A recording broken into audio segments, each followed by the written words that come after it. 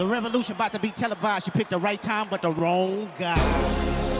What's so funny about this clip is that after I watched it, it was just so interesting to know just like how many like people that are hating on Kendrick after his Super Bowl performance, how many leftists, how many Drake fans, how many Barbs, how many crazy folks, like just how many people who are on the internet talking shit about Kendrick's performance have been using the fact of like, oh, he's talking about the revolution will be televised, and that's absolutely wrong. Clearly the revolution will not be televised. You need to get out in the streets and work. See, this is cosplaying, blah, blah, blah. All of this stuff, right?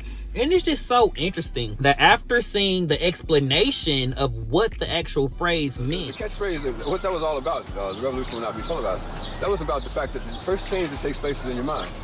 You have to change your mind before you change the way you live and the way you move. So when we said that the revolution will not be televised, we were saying that like that the thing that's going to change people is something that no one will ever be able to capture on film. It'll just be something that you see and all of a sudden you realize, I'm on the wrong page. Or I'm on the right page, but I'm on the wrong note. And I've got to get in sync with everyone else to understand what's happening in this country. You really got to think about what's being said. But you know that's a hard task when you can't even recognize context clues. So let me try to help y'all out a little bit. When we think about the revolution will not be televised, right? When was that created? 1970s. Sometime we're in that space. You in the 70s.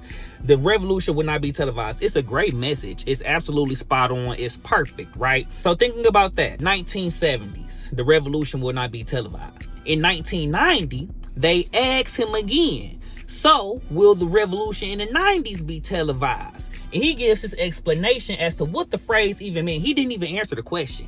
He gave his explanation as to what the phrase meant. He said, when I first said that phrase, what that phrase meant is that the first change will happen within your mind. You will not be able to see something because it will not be able to be caught on film, right?